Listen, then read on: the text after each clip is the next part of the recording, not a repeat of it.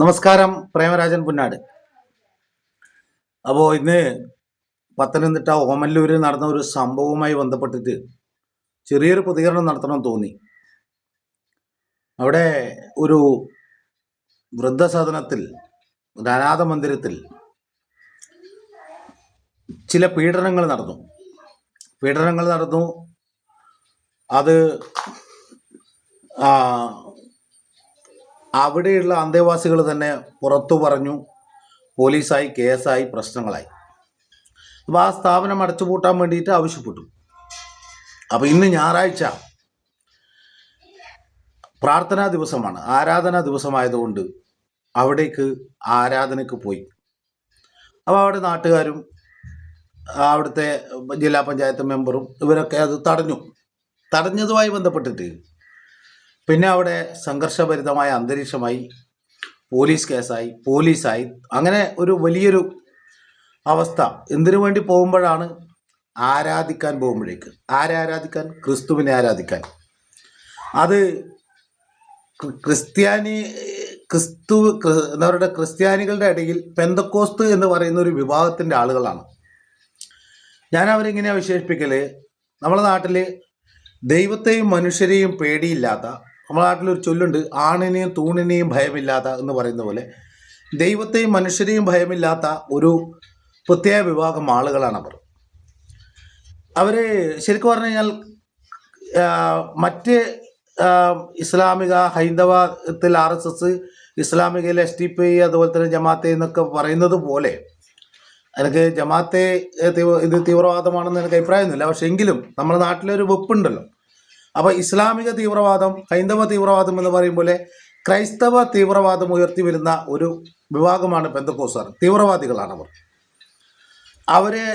അവർ മാത്രമാണ് ശരി. അവരെ സ്വർഗത്തിലേക്ക് പോകുള്ളൂ. അവരുടെ ആരാധനാ രീതികളെ ശരിയുള്ളൂ. അവരാണ് ക്രിസ്തുവിൽ നിന്ന് നേരിട്ട് ഇങ്ങോട്ടേക്ക് വന്നവർ. അവരേ ദൈവത്തെങ്കിലേക്ക് പോകുള്ളൂ, ബാക്കി ആരും പോകില്ല. യഥാർത്ഥ ദൈവവിശ്വാസികൾ അവരാണെന്ന് പറയുന്നത്. ഇരിക്കട്ടെ, നിങ്ങൾ പറഞ്ഞത് തന്നെ ശരിയെന്നിരിക്കട്ടെ. നിങ്ങൾക്ക് സമരം ചെയ്യാൻ, നിങ്ങൾക്ക് വാശി പിടിച്ച് പ്രാർത്ഥനയ്ക്ക് പോകാൻ ഏത് ബൈബിളാണ് അനുശ്വാസിക്കുന്നത്? 70 വട്ടം സഹോദരനോട് ക്ഷമിക്കാൻ വേണ്ടി പറഞ്ഞ് ക്രിസ്തുവിൻ്റെ അനുയായികളായ തീവ്രവാദികളായ നിങ്ങൾ, അതുപോലെ തന്നെ മറ്റുള്ളവരെ സ്നേഹിക്കാൻ പറയുന്ന, സഹോദരനോട് എന്തെങ്കിലും ഉണ്ടെങ്കിൽ പോയി പൊരുത്തപ്പെട്ട് വന്ന് പ്രാർത്ഥന അർപ്പിച്ചാൽ ആ പ്രാർത്ഥനയെ ഫലിക്കുമെന്ന് പറഞ്ഞ, അതുപോലെ തന്നെ ക്രിസ്തു പറഞ്ഞിട്ടുണ്ട്, നിങ്ങളെ ഒരു ഗ്രാമത്തിലേക്ക് ചെല്ലുമ്പോൾ ആ ഗ്രാമത്തിൽ നിങ്ങളെ സ്വീകരിക്കുന്നില്ലെങ്കിൽ നിങ്ങൾ കാലിൻ്റെ അടിയിൽ പൊടി പോലും തട്ടിക്കളഞ്ഞിട്ട് അടുത്ത സ്ഥലത്തിലേക്ക് പോകണമെന്ന, അവിടെ സംഘർഷം ഉണ്ടാക്കണമെന്നല്ല, അവിടെ പോലീസ് ഉണ്ടാവണമെന്നല്ല, അവിടെ പ്രശ്നങ്ങൾ ഉണ്ടാക്കണമെന്നല്ല, അവിടുന്ന് മൗനമായി പിന്മാറാനാണ്. പ്രാവിനെ പോലെ നിഷ്കളങ്കതയും പ്രാവിനെ പോലെ ബുദ്ധിയും ഉപയോഗിച്ച് കൈകാര്യം ചെയ്യാൻ വേണ്ടിയാണ്. ഇനി പെന്തക്കോസ്തുകാർ ഈ ഒച്ചത്തിൽ ആരാധിച്ച് ഒരു സ്ഥലത്ത് കൂടിയാലേ ദൈവം പ്രസാദിക്കുന്നില്ല. 2 or 3 പേർ എൻ്റെ നാമത്തിൽ എവിടെ കൂടുന്നുവോ അവരുടെ മധ്യത്തിൽ ക്രിസ്തു ഉണ്ട് എന്ന് ബൈബിൾ പറയുന്നു. നിങ്ങൾക്ക് ആ ഹാളിൽ തന്നെ പോയി പ്രാർത്ഥിക്കണമെന്ന് നിർബന്ധമില്ല. നിങ്ങളുടെ വീട്ടിലാവാം, അല്ലെങ്കിൽ നിങ്ങൾക്ക് ഒരു കാട്ടിൽ പോയിട്ടാവാം. യേശു ക്രിസ്തു തൻ്റെ ശുശ്രൂഷാ കാലഘട്ടത്തിൽ വനാന്തരങ്ങളിൽ പോയി, മലമേൽ പോയി പ്രാർത്ഥിച്ചിട്ടുണ്ട്. ബൈബിൾ പറയുന്ന രഹസ്യത്തിൽ അറിയുന്ന പിതാവിനോട് രഹസ്യത്തിൽ പ്രാർത്ഥിപ്പില്ല, അല്ലാണ്ട് നിങ്ങൾ മറ്റുള്ളവനോട് പോയിട്ട് വെല്ലുവിളിച്ച് എന്നല്ല. ക്രിസ്തുവിൻ്റെ ശുശ്രൂഷാ കാലഘട്ടങ്ങളിൽ നിരവധിയായ പ്രതിസന്ധികളും പ്രശ്നങ്ങളും നേരിട്ടിട്ടുണ്ട്. പക്ഷെ ആ സമയത്തൊന്നും ഇതുപോലെ അടിച്ചു കയറി നമുക്ക് ആരാധിക്കണമെന്ന് പറഞ്ഞ് ബൈബിളിൽ ഒരു സ്ഥലത്തും അങ്ങനെ പ്രശ്നം ഉണ്ടാക്കിയതായിട്ടും കാണുന്നില്ല. പക്ഷെ നിങ്ങൾ എന്താ പറയേണ്ടത്, അവിടെ ആരാധിക്കാൻ പാടില്ല, ഇങ്ങനെ ഒരു പ്രശ്നം നിലനിൽക്കുന്നുണ്ടെന്ന് പറയുമ്പോൾ അതിനെ എതിർക്കുക. അതെന്ന് വേണമെങ്കിൽ സാങ്കേതികമായി പറയാം, BJPക്കാർ വന്ന് എതിർത്തത് കൊണ്ടാണെന്ന്. നിങ്ങൾ ഇന്ന് അവിടെ പ്രശ്നം ഉണ്ടാക്കിയത് കേരളത്തിലായതുകൊണ്ടാണ്. ഇത് UPയിലോ മറ്റേതെങ്കിലും സംസ്ഥാനത്തായിരുന്നെങ്കിൽ നിങ്ങളവിടെ പ്രാർത്ഥന നടത്താൻ പാടില്ലെന്ന് പറഞ്ഞാൽ നിങ്ങൾക്ക് നടത്താൻ പറ്റില്ല. കേരളത്തിൽ പിന്നെ അമ്മയെ തല്ലിയ രണ്ടുണ്ട് എന്ന് പറഞ്ഞതുപോലെ 2 വിഭാഗത്തിൽ നിൽക്കുന്നതുകൊണ്ട് ഓക്കെ.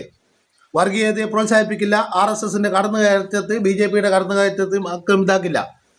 പക്ഷെ ക്രിസ്തു ക്ഷമയോടെ കാര്യങ്ങൾ കൈകാര്യം ചെയ്യണമെന്നും മറ്റുള്ളവനോട് ക്ഷമിക്കണമെന്നും അവരോട് വെല്ലുവിളിച്ചുകൊണ്ട് ആരാധിക്കേണ്ട ആവശ്യമില്ല എന്നും കാലിൻ്റെ അടിയിലെ പൊടി തട്ടിക്കളഞ്ഞ് മറ്റൊരു ഗ്രാമത്തിലേക്ക് പോകണം എന്നും ഉപദേശിക്കുന്ന ആ ക്രിസ്തുവിന്റെ ശിഷ്യന്മാർ ബി ജെ പിക്കാരോട് എതിർക്കാൻ പറഞ്ഞിട്ടില്ല. അന്ന് ബി ജെ പി ഒന്നും ഉണ്ടായിട്ടില്ലല്ലോ.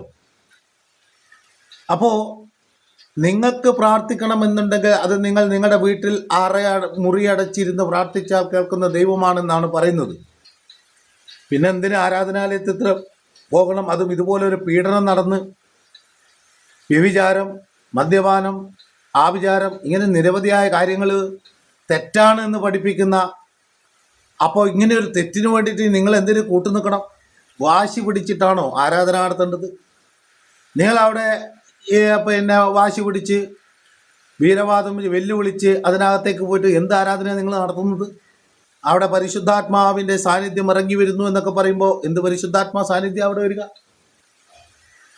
അപ്പൊ പെന്തക്കോസുകാർക്ക് സമരം നടത്താൻ നിങ്ങൾ ജഡീക മോഹങ്ങളിൽ നിന്ന് മാറി ജഡമോഹവും ജീവിതത്തിന്റെ പ്രതാപവും ഇതെല്ലാം ഒഴിഞ്ഞ് കാതലും കമ്മലും ഒഴിവാക്കി ആ നിലയിലുള്ള കാര്യങ്ങളെല്ലാം ഒഴിവാക്കി ഈ ലോകത്തിനോട് തന്നെ മാറി നിൽക്കുന്നതല്ലേ. പിന്നെ നിങ്ങൾക്ക് സമരം ചെയ്യാൻ എന്താ അവകാശം? സമരവും പോലീസും നിയമവും ഈ ലോകത്തിൻ്റെതല്ലേ. നിങ്ങൾ അതിനെ അംഗീകരിക്കാത്തവരല്ലേ ഈ ലോകത്തിലുള്ള നിയമത്തെയും ഇതിനെയെല്ലാം. നിങ്ങൾ മറ്റൊരു രാജ്യം ഉണ്ടാക്കാൻ, സ്വർഗത്തിലേക്ക് പോകാൻ വേണ്ടിയിട്ട് നിൽക്കുന്ന ആളല്ലേ. അപ്പം നിങ്ങൾ ഈ നാട്ടിൻ്റെ നിയമവ്യവസ്ഥയെയും നാട്ടുകാരെയൊക്കെ വെല്ലുവിളിച്ച് നിങ്ങളവിടെ എന്ത് സുവിശേഷം എന്ന് പറഞ്ഞാൽ നിങ്ങളുടെ ജീവിതത്തിൻ്റെ മാതൃക കണ്ടിട്ട് വേണം ഒരാൾക്ക് നിങ്ങളുടെ ആ പിന്നെ മാർഗത്തിനോട് താല്പര്യം ഉണ്ടാകാൻ. ഇന്ന് അവിടെ സ്ത്രീകളെ ഇറക്കി വിട്ടുകൊണ്ട് മാധ്യമങ്ങൾ അത് കാണുമ്പോൾ നിങ്ങളങ്ങനെ ചെയ്യാൻ പാടില്ല എന്ന് പറയാൻ അവിടെ ഒരു ഇടയനുണ്ടായിരുന്നോ? അത് തെറ്റാണെന്ന് പറയാൻ നിങ്ങൾക്കൊരു ഇതുണ്ടോ? ഇതൊക്കെ ഓരോ വ്യക്തികൾക്ക് വേണ്ടി ഓരോ കാര്യങ്ങൾ ചെയ്യുക, പണം ധനാഗമന മാർഗമാക്കി ഉപയോഗിക്കുക എന്നല്ലാതെ സത്യമായിട്ട് എന്തെങ്കിലും ഉണ്ടെങ്കിൽ നിങ്ങൾ മറ്റുള്ളവനെ സ്നേഹിക്കേണ്ടവരാണ്, നിങ്ങൾ ക്ഷമിക്കേണ്ടവരാണ്, സഹിക്കേണ്ടവരാണ്. നിങ്ങളൊരു സംഘർഷം ഒരു നാട്ടിൽ ഉണ്ടാക്കണം. നിങ്ങളിപ്പോൾ അവരെ വെല്ലുവിളിച്ചു. ആ വെല്ലുവിളിൻ്റെ ഭാഗമായിട്ട് ഇനി അങ്ങോട്ടും ഇങ്ങോട്ടും ഒരു പ്രശ്നമുണ്ടാകുക. നിങ്ങൾ അവിടെ ക്ഷമിച്ചു, എന്നാൽ പിന്നെ നമ്മൾ പിന്മാകുന്നു, തൽക്കാലം നമ്മുടെ ഒരു സംഘർഷം വേണ്ട എന്ന് കരുതി നിങ്ങൾ മാറി നിങ്ങളുടെ വീട്ടിൻ്റെ മട്ടുപ്പാവിൽ അല്ലെങ്കിൽ നിങ്ങളുടെ വീട്ടിൻ്റെ തിണ്ണയിൽ പോയി പ്രാർത്ഥിച്ചാൽ ദൈവം കേൾക്കൂലേ? ഈ ഹാളിൽ വന്ന് പ്രാർത്ഥിച്ചാലേ കേൾക്കുന്നു. ഏത് ബൈബിളാണ് പറഞ്ഞിട്ടുള്ളത്? അപ്പം ഇതൊക്കെ പിന്നെ പൗരോഹിത്യം അങ്ങനെ ഉണ്ടാക്കിയിട്ടുണ്ട്. നിങ്ങൾ പൗരോഹിത്യത്തിൽ വിശ്വസിക്കുന്ന ആളല്ലല്ലോ. നിങ്ങൾ നിലവിൽ നാട്ടിലുള്ള മറ്റ് സഭകളെ അംഗീകരിക്കുന്ന ആളല്ലല്ലോ. അപ്പോൾ പിന്നെ നിങ്ങൾക്ക് എവിടെയും പ്രാർത്ഥിക്കാമല്ലോ. മണ്ണിലും മിന്നിലും തൂണിലും തുരുമ്പിലുമുള്ള ദൈവത്തെ വിളിച്ചാൽ വിളി കേൾക്കുന്ന 2-3 പേർ കൂടുന്നിടത്തെല്ലാം ഉണ്ടാകുന്ന ദൈവസാന്നിധ്യത്തിന് നിങ്ങൾ ആ ഹാളിൽ തന്നെ പോകണം, ആ നാട്ടുകാരെയും ഇവിടുത്തെ നിയമവ്യവസ്ഥയും വെല്ലുവിളിക്കണം എന്ന് പറയുന്നത് ഏത് മതത്തിൻ്റെ അടിസ്ഥാനം? അപ്പോൾ എന്താണ് നിങ്ങളുടെ വിശ്വാസം? നിങ്ങൾ സ്നേഹത്തെക്കുറിച്ചും ക്ഷമിക്കുന്നതിനെക്കുറിച്ചും നിങ്ങൾ ജഡമോഹങ്ങളെക്കുറിച്ചും അതുപോലെ തന്നെ മറ്റ് പലതിനെക്കുറിച്ചും സ്വർഗത്തെക്കുറിച്ചും ഇതാക്കുമ്പോൾ ആ കണ്ട ആത്മാക്കളെ നിങ്ങൾക്ക് വേണ്ടേ? അവിടെ തടഞ്ഞ ആത്മാക്കളോട് നിങ്ങൾ സ്നേഹത്തോടെ ഇടപെടുകയും വെല്ലുവിളിക്കുകയും ചെയ്യാതെ അവരെ ക്രിസ്തുവിലേക്ക് അടുപ്പിക്കുവാൻ വേണ്ടി നിങ്ങളുടെ സ്വഭാവവും നിങ്ങളുടെ പെരുമാറ്റവും കണ്ടിട്ട് വേണ്ടേ അവരത് ചെയ്യാൻ?